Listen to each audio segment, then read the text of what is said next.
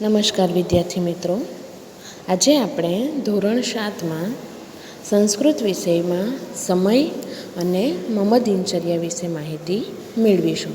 સમય આપણને ગુજરાતી અને હિન્દીમાં સમય જોઈને એને કેટલા વાગ્યા છે એને વ્યક્ત કરતા તો આવડે છે. કે ધારો કે 2 વાગ્યા હોય તો ગુજરાતીમાં આપણે કહીએ કે ભાઈ 2 વાગ્યા છે, હિન્દીમાં આપણે કહીએ તો 2 બજે. તો સંસ્કૃતમાં કેવી રીતે આપણે સમય બોલી શકીએ, દર્શાવી શકીએ? તો એટલે સમય જોવાના છે અને દિનચર્યા એ સમય. ત્યારબાદ સમય જોયા બાદ આપણે તમારી પોતાની આખા દિવસની જે દિનચર્યા છે તે દિનચર્યા આજે આપણે અહીં જોઈશું. સૌથી પહેલાં તો આપણે જોવાના છે સમય. તમને 7મા ધોરણની પાઠ્યપુસ્તકમાં પણ સમય આપેલો જ છે, ઘડિયાળ આપેલા છે. તો અહીં સૌથી પહેલું ઘડિયાળ તમે જોશો, કેટલા વાગ્યા છે? કેટલા વાગ્યા તમને દેખાશે? તો 7 વાગ્યા છે. તો ગુજરાતીમાં તો આપણે કહીએ કે 7 વાગ્યા, હિન્દીમાં શું કહીએ? 7 બજે. તો સંસ્કૃતમાં એને કહેવાશે સપ્તવાદનમ. વાદનમ એટલે વાગ્યા, અને જેટલા વાગ્યા હોય એ અંક આપણે ઉમેરી દેવાનો કે 7. અહીં વાગ્યા છે 7, તો સપ્તવાદનમ. ત્યારબાદ બીજું ઘડિયાળ છે, એમાં કેટલા વાગ્યા છે? તો 4 વાગ્યા છે. તો સંસ્કૃતમાં સમય દર્શાવાશે ચતુર્વાદનમ. ત્યારબાદ આ તો જેટલા વાગ્યા હોય અને પૂરેપૂરી 60 મિનિટ થઈ હોય એના આધારે. હવે આપણને ખબર છે કે મિનિટ 60 છે, એ 60ના તમે અડધા કરશો એટલે કેટલા થશે? 30. તો 60ના અડધા કર્યા તો અડધાને કહેવાશે સાર્ધ. અડધાને સંસ્કૃતમાં કહેવાશે સાર્ધ, બરાબર. હવે તમે આ ત્રીજું ઘડિયાળ જોશો તો એમાં 2 વાગ્યા અને બીજી 30 મિનિટ થઈ છે. 2 વાગ્યા અને 30 મિનિટ થઈ છે, માટે એનો સમય દર્શાવાશે સાર્ધ દ્વિવાદનમ. આપણે જેને ગુજરાતીમાં કહીએ 2:30 વાગ્યા, તો એને કહેવાશે સાર્ધ દ્વિવાદનમ. ત્યારબાદ ચોથા ઘડિયાળમાં કેટલા વાગ્યા છે? તો નાનો કાંટો 9 અને 10ની વચ્ચે છે અને મોટો કાંટો 6 ઉપર છે, એટલે આપણે ગુજરાતીમાં કહીએ તો 9:30 વાગ્યા, અને સંસ્કૃતમાં કહેવાશે સાર્ધ નવવાદનમ, બરાબર. ત્યાર પછીનું ઘડિયાળ આપણે જોઈએ તો જેટલા વાગ્યા છે એની ઉપર 15 મિનિટ થઈ છે. પહેલું ઘડિયાળ જોયું તો પહેલાં ઘડિયાળમાં પૂરેપૂરી 60 મિનિટ થઈ છે, બીજા ઘડિયાળમાં 30 મિનિટ થઈ છે, અને ત્યાર પછીના જે ઘડિયાળનો સમય છે એમાં જેટલા વાગ્યા છે એની ઉપર 15 મિનિટ થઈ છે. તો પહેલું ઘડિયાળ તમે જોશો તો કેટલા વાગ્યા છે? તો 8 વાગ્યા અને 15 મિનિટ થઈ છે. તો એને સંસ્કૃતમાં કહેવાશે સપાદ અષ્ટવાદનમ. સપાદ એટલે કે 15 મિનિટ, બરાબર, અષ્ટવાદનમ. ત્યાર પછી 10 વાગ્યા અને 15 મિનિટ થઈ છે, તો સપાદ દશવાદનમ, બરાબર. તો આ રીતે આપણે જેટલા વાગ્યા હોય અને પૂરેપૂરી 60 મિનિટ થઈ હોય, ત્યાર પછી જેટલા વાગ્યા છે અને એની ઉપર 30 મિનિટ ચડી છે, જેટલા વાગ્યા અને એની ઉપર 15 મિનિટ ચડી છે, એના આધારે તમારે આ સંસ્કૃતમાં યાદ રાખવાનું રહેશે. હવે જેટલા વાગ્યા હોય અને એની ઉપર આપણે મોટે ભાગે આ જે સમય, તો આ તમે જે ઘડિયાળ જોશો ને તો એનો સમય તમે જોશો તો એનો સમય તમે 3 રીતે બોલી શકો. એક તો કે તમે જોશો તો આપણે ગુજરાતીમાં કહીએ 1:45 થયો, બરાબર.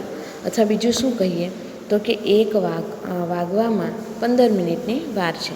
અને ત્રીજો સમય આપણે કેવી રીતે બોલીએ તો કે ભાઈ 12 વાગ્યા અને 45 મિનિટ થઈ છે, બરાબર. આ રીતે આપણે સમય બતાવી શકીએ. તો એને કહેવાશે પાદોન 1 વાદનમ. આપણે કહીએ ને 1:45, 1 વાગ્યા એટલે કે 12 વાગ્યા અને 45 મિનિટ થઈ છે, એને કહેવાશે પાદોન 1 વાદનમ. ત્યારબાદ પાદોન ષડવાદનમ, બરાબર. તો કેટલા વાગ્યા છે? 5:45, 5 વાગ્યા અને 45 મિનિટ થઈ છે, એને કહેવાશે પાદોન ષડવાદનમ. તો આ રીતે તમારે ઘડિયાળમાં સમય જોતાં શીખવાનું છે અને સંસ્કૃતમાં એ કેવી રીતે બોલાય એ તમારે ધ્યાન રાખવાનું છે. તો હવે આપણે જોઈએ આપણી દિનચર્યા, મમ દિનચર્યા. અહીં તમારી દિનચર્યા લખેલી છે, બરાબર. એને હું વાંચું છું. અહમ પ્રતિદિનમ ષડવાદને ઉત્તિષ્ઠામિ. અહમ હું પ્રતિદિનમ દરરોજ ષડવાદને 6 વાગ્યે ઉત્તિષ્ઠામિ હું દરરોજ 6 વાગ્યે ઉઠું છું. ષડવાદનતઃ સાર્ધષડવાદન પર્યંતમ દંતધાવનમ સ્નાનમ ચ કરોમિ. 6 વાગ્યાથી 6:30 વાગ્યા પર્યંતમ એટલે સુધી, 6 વાગ્યાથી 6:30 વાગ્યા સુધી હું એટલે કે દાંતણ કરવું અને સ્નાન કરું છું. સાર્ધષડવાદનતઃ સપ્તવાદન પર્યંતમ યોગાસનમ કરોમિ. 6:30 વાગ્યાથી એટલે કે 6:30 7 વાગ્યા સુધી યોગાસન કરું છું. તદંતરમ દુગ્ધમ એવમ અલ્પાહારમ કરોમિ. ત્યાર પછી હું દૂધ અને અલ્પાહાર કરું છું. 8 વાદને અહમ વિદ્યાલયમ ગચ્છામિ. 8 વાગ્યે હું વિદ્યાલય જાઉં છું. તત્ર અહમ વિવિધાને વિષયાને પઠામિ. ત્યાં હું વિવિધ વિષયો વાંચું છું, ભણું છું. સાર્ધચતુર્વાદને અહમ ગૃહમ આગચ્છામિ. 4:30 વાગ્યે હું ઘરે ગચ્છામિ એટલે જાઉં છું, આગચ્છામિ એટલે આવું છું. પંચવાદનતઃ ષડવાદન પર્યંતમ અહમ ક્રીડામિ. 5 વાગ્યાથી 6 વાગ્યા સુધી હું ક્રીડામિ રમું છું. સપ્તવાદને અહમ સાયં પ્રાર્થનામ કરોમિ. 7 વાગ્યે હું સાંજની પ્રાર્થના કરું છું. સાર્ધસપ્તવાદનતઃ અષ્ટવાદન પર્યંતમ અહમ ગૃહકાર્યમ કરોમિ. 7:30 વાગ્યાથી 8 વાગ્યા સુધી હું ગૃહકાર્ય કરું છું. નવવાદનતઃ સાર્ધનવવાદન પર્યંતમ દૂરદર્શનમ પશ્યામિ. 9 વાગ્યાથી 9:30 વાગ્યા સુધી હું ટીવી જોઉં છું. 10 વાદને અહમ શયનમ કરોમિ. 10 વાગ્યે હું સૂઈ જાઉં છું. આમ અહીં દિનચર્યા સાદી અને સરળ રીતે અહીં લખવામાં આવેલી છે. આ દિનચર્યાના આધારે તમે પણ તમારી દિનચર્યા સંસ્કૃતમાં બનાવી શકો. હવે અહીં જોડકા આપેલા છે, એના જવાબ પણ આપેલા જ છે, બરાબર. તો કે અવિભાગમાં અને બવિભાગમાં, અવિભાગમાં સ્થાન આપેલું છે અને બવિભાગમાં એ ક્યાં આવેલું છે, તો કે સૂર્ય મંદિરમ ક્યાં આવેલું છે, સૂર્ય મંદિર તો મોઢેરા, બરાબર. જવાબ પણ આપેલા છે, તમારે આ રીતે લખવાના છે. હવે ત્યાર પછી નીચે કેટલાક વાક્યો આપેલા છે, એને સંસ્કૃત અને ગુજરાતીમાં, ગુજરાતી વાક્યો છે એને સંસ્કૃતમાં લખેલા છે, એ પણ તમે તમારી નોટબુકમાં લખવાની રહેશે. હવે આપણે વ્યાકરણનો એક મુદ્દો જોઈએ. તો આ તમે જોશો એકવચન અને બહુવચન. તો પ્રથમ પુરુષ, બીજો પુરુષ અને ત્રીજો પુરુષ.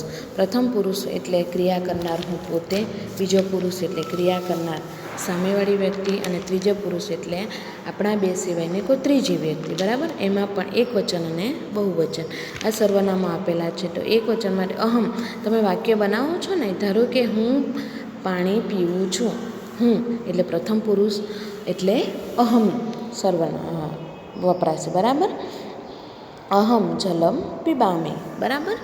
તો એ જ રીતે બહુવચન હોય તો અમે પાણી પીએ છીએ, વયમ જલમ પીબંતી, અમે પાણી પીએ, પીબામહ અમે પાણી પીએ છીએ. હવે તમે અહીં જોશો તો આ એક કોષ્ટક અને આ કોષ્ટક બંને એકબીજા પર નિર્ભર છે.